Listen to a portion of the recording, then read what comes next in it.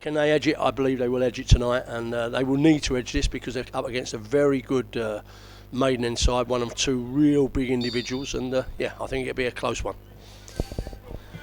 So we're underway. Dagenham kicking towards the Bury Road end. We are sat in the sieve, which is underneath where the camera is.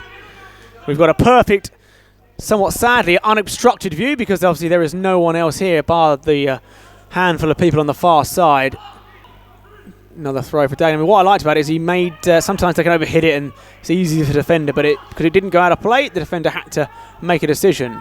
Johnson finds Saunders with room to work with here. Saunders looks for lining one up, and is it going to stay in the ground? Just. Loose pass from Clark is picked up before it's quickly given away. Both sides guilty of doing that in the opening stages.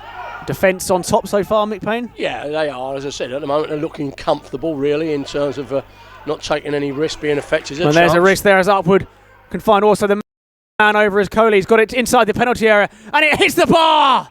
Wow! He hit that with some power. Probably too hard.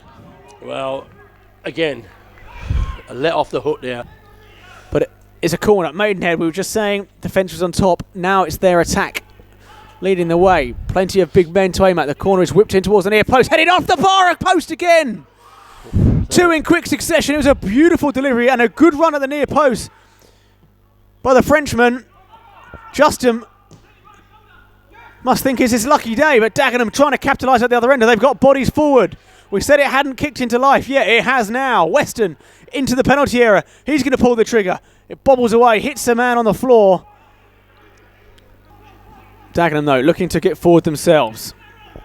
McCullum, the target man, up against Massey, the captain, who wins not just one but two headers before Weston gets it. He'll want to get a good ball in, and we know he can do just that. This one is good. There's Balanta. It's off the post. It's got to go in. It is in. Finally, Paul McCullum gets his goal. The woodwork's been struck 3 times, and it's Dagenham, though, who strike first. Well, where was it? Where was the source? Where was the delivery? That lad Weston again. What a delivery. Just going back on the goal, I think the officials are looking at each other as well to just see if McCullum wasn't off. And the official on that far side didn't raise his flag, and yeah, he followed it in really well. Yeah, it was a free header which will worry the Maidenhead boys just as much. There's a chance here for Dagenham. McCullum goes back to Weston. Look how many they've got in the box, Dagenham. They know the tactic. 4. One of them's Balanta. It's pulled back. Could be a second. It is! It is. Balanta couldn't score. McCullum could. Weston, Balanta, McCullum, remember the process. It's 2-0. Well, you said it again. You know, Weston, it is, and I'll tell you what, the floodgates could open here now. They could. They really could, because I said it earlier on. I just felt there was so much room, so much space out there. McCullum. I can't remember the last time a Daggers man got a hat-trick. Perhaps our producer Lewis can dig into the archives. Chance here for Maidenhead to get themselves back in there, and there's a lovely pass. Blissett, he's been pushed a little bit wide, and a brilliant covering block from Elliot Johnson. Fantastic. The front two of Maidenhead linking a little bit difficult to retain the ball. A beautiful pass from Johnson to Balanta. Saunders runs off him. Robinson on his right foot bends one just wide of the near post. So chance for Maidenhead then to get themselves back in this game. A deep one towards the far post. Blissett doesn't get there.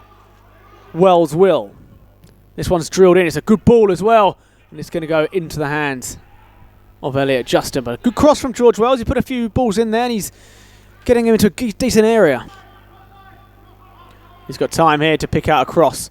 He drops the shoulder beautifully. Will he use that right foot? He does. Pings it into a good area. It breaks for Saunders. Good save from Ashby Hammond down to his left-hand side. 3 forward for Maidenhead as Wells gets involved.